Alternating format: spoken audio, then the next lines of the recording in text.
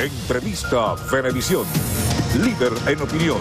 Por tu canal independiente, Venevisión.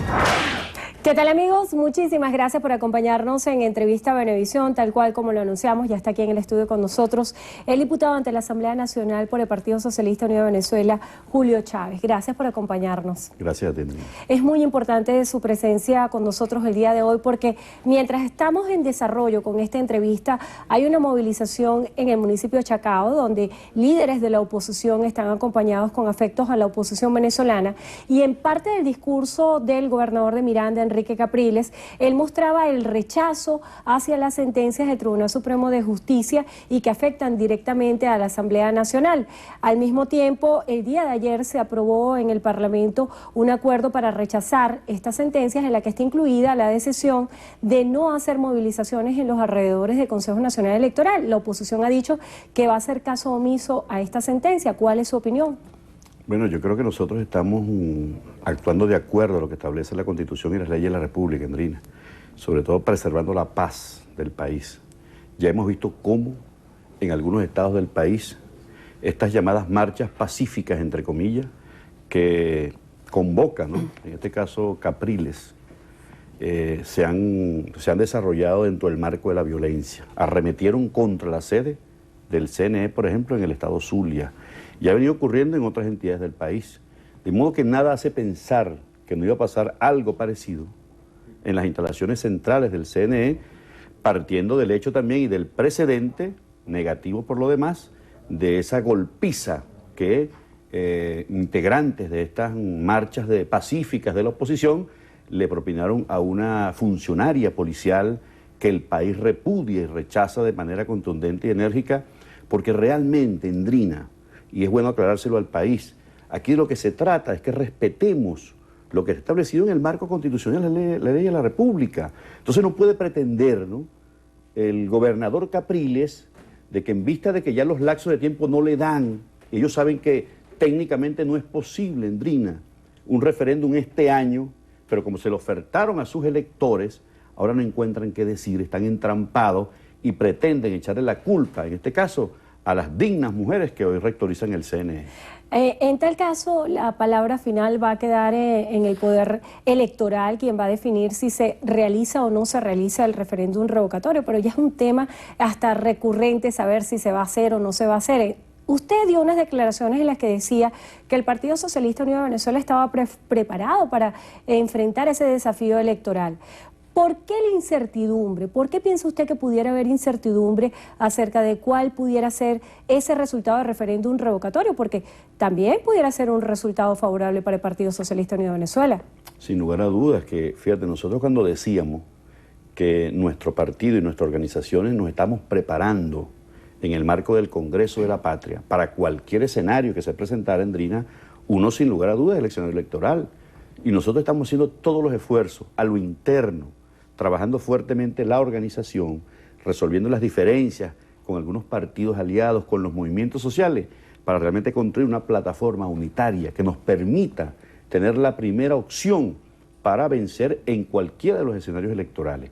Pero si no fuese el caso del escenario electoral, también nos estamos preparando para lo que corresponda, lo veníamos diciendo, y en función de eso fue la declaración que dimos, de que en efecto nosotros nos estamos preparando para cualquier escenario, pero para vencer, imponernos por la vía constitucional, por la vía de la organización y sobre todo llevando un mensaje de paz y de tranquilidad que no es precisamente el que está llevando la oposición venezolana.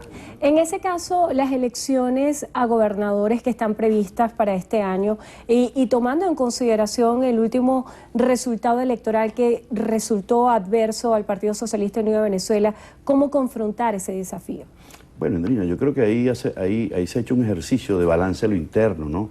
Un ejercicio de autocrítica, y hemos venido corrigiendo las cosas que hay que corregir para que esta situación no se vuelva a repetir. Pero además de esto ha pesado el factor externo, los factores exógenos, ¿no? Y hemos visto inclusive no solamente una operación compleja contra el país, que le hemos venido denunciando varias veces, pero que hoy tiene expresión de actores concretos. Fíjate cómo han venido expresidentes a Venezuela, que fueron un fracaso, ¿no?, como gestión de modelo en sus países, o un parlamentario como Albert Rivera, que representa el neofranquismo en España, que en España este parlamentario, este presidente ciudadano, ¿no?, que viene dando lecciones acá, Endrina, de derechos humanos, etcétera, es el que promueve en España y avala la política de los desahucios, de desalojar a las familias españolas y ponerlas en manos de las entidades financieras y bancarias, que ha generado, bueno, una situación dura y tremenda para la familia española, que ha convertido a España en uno de los países con la mayor tasa de desocupación del mundo entero. Entonces viene este señor, este insolente parlamentario, ¿no?, Albert Rivera, neofranquistas, por supuesto con sus nexos ideológicos con el Partido Voluntad Popular, con Primero Justicia, bueno, venir al país a darnos lecciones a los venezolanos de qué debemos hacer y qué no debemos hacer. Y habla de diálogo, Endrina, y no es capaz de convocar, bueno, a las víctimas de las guarimbas y de los actos de terrorismo, por lo cual Leopoldo López está preso en una cárcel venezolana. Entonces, creo que realmente estos señores no debieron dejarse permitir su entrada al país, Endrina. Yo lo digo de manera responsable y muy personalmente, ¿no? Yo creo que esta actitud de estos ciudadanos que vienen al país a despotricar, a meterse en los asuntos internos, a opinar sobre referéndum, sobre otros temas que solamente lo dirimen los venezolanos, creo que realmente merecen el repudio de la población venezolana y no debería permitirse la entrada a este país, porque sin lugar a dudas ellos no aceptarían que yo fuera como parlamentario, ¿no?, al Parlamento español o a algún Parlamento europeo, bueno, a despotricar de sus gobiernos o a meterme en los asuntos internos. Hablando de asuntos internos y de la necesidad de diálogo, pareciera que el tema del diálogo quedó relegado y la coyuntura política ha puesto de lado también muchas necesidades de los venezolanos que esperan respuestas concretas. ¿Qué se está haciendo en concreto para solucionar problemas como desabastecimiento de comida, de medicamentos, temas que requieren una respuesta inmediata? ¿Cómo se está trabajando? Mira, nosotros, a diferencia de la agenda de la Asamblea Nacional, que ha estado en permanente desacato, Endrina, y esto es bueno recordárselo al país, desde la Asamblea, ¿no?, esta Asamblea inoficiosa, que nos ha hecho perder el tiempo, que ha venido obstruyendo la gobernanza, que no ha hecho aportes para resolver los problemas del país realmente, sino para agudizarlos y para generar más contradicciones. Aparte de eso, nosotros hemos venido planteando el diálogo con los sectores productivos. Tú has visto cómo se han desarrollado, por ejemplo, las mesas de diálogo en función de rubros importantes de la economía nuestra, el caso del sector agroalimentario, el caso del sector farmacéutico. Ya se han venido concretando algunos de estos acuerdos de las mesas de diálogo, la posibilidad de que se incorporen, y ya se están incorporando, sectores privados a la producción de fármacos en el país, la posibilidad de traer, ¿no?, inversiones y alianzas importantes con la India, con Irán, para también resolver de una vez por todas el problema del desabastecimiento que han generado los 14 grandes laboratorios farmacéuticos, ¿verdad?, que están abiertamente en contra del pueblo venezolano, y también hemos avanzado mucho en el tema de la minería, en el tema del turismo, y hemos visto entonces cómo hay un país de empresarios, de venezolanos, que tiene diferencias políticas con el gobierno, pero sin embargo, Endrina, está apostando a que todos salgamos de la situación en la que estamos. Pero eso no ocurre con los dirigentes de la oposición venezolana, que insisten en una salida violenta, en arremeter contra el CNE, en convocar actos de terrorismo, en traer invitados internacionales para que vengan a despotricar, inclusive a hacer periplos estos diputados en la OEA, en Washington, de manera muy vergonzosa, Endrina, y sin duda como un acto de traición a la patria, llamando o invocando una invasión de fuerzas multinacionales a nuestro país para que pongan orden supuestamente acá en Venezuela, como lo han venido haciendo históricamente en otros países en otros tiempos. Y en ese escenario que usted describe, en el cual cita actores de la oposición venezolana en un trabajo de lobby internacional para tratar de activar la Carta Democrática Interamericana, ¿cómo promover la inversión internacional? ¿Cómo establecer garantías para que empresarios puedan invertir en nuestro país? Porque aquí hay una contradicción bizarra. ¿Cómo llamas a invertir cuando existe un escenario tan polémico, tan controversial en lo político, en lo económico y en lo social? Por eso decimos lo contradictorio de la oposición venezolana, Endrina, porque de la Asamblea Nacional se puede coadyuvar para crear las mejores condiciones en función de atraer la inversión.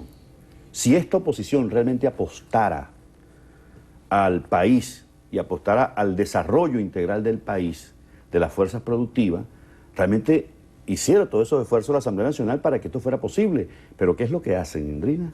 Están obstruyendo, están obstaculizando, están generando conflictos, quieren colocarse por encima de todos los poderes. Y eso no puede ser, Indrina. Este no es un régimen parlamentario, este es un régimen presidencialista. Y la propia Constitución establece un principio claro de equilibrio y de colaboración entre los poderes. Pero realmente aquí lo que ellos quieren es que no vengan esas inversiones. Ellos quieren espantar las inversiones, porque eso, sin lugar a duda, pudiese significar el repunte, ¿no?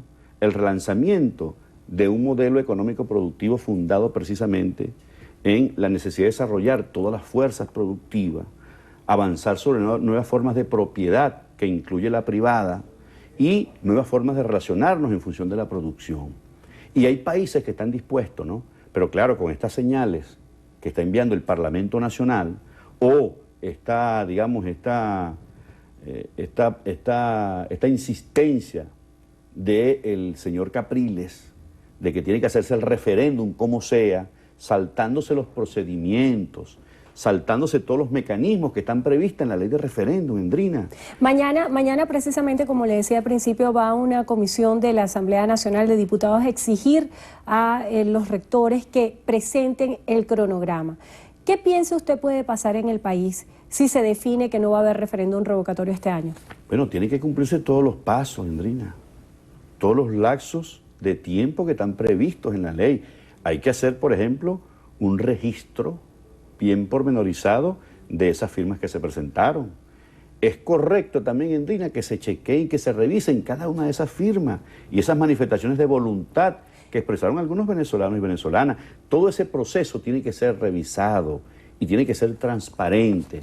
La oposición no debería tener problema en que realmente se pueda revisar al detalle todas esas firmas, aunque sabemos ya, Indrina, que hubo gente que no existen ni siquiera, que hay huellas planas, porque inclusive por ellos mismos fue dicho en reuniones internas, de modo que como estamos acostumbrados a una actuación permanente en el marco del fraude de la oposición venezolana, el árbitro en este caso está obligado a revisar cada una de esas firmas para que realmente el proceso se cumpla en sus etapas y podamos llegar, si fuera el caso, al momento del referéndum revocatorio. ¿El chavismo tiene miedo, sí o no? Claro que no, Indrina, claro que no. Hemos ido ya a 8 referéndums, creo, más de 20 elecciones. Hemos reconocido cuando hemos perdido, pero eso no ocurre con la oposición venezolana.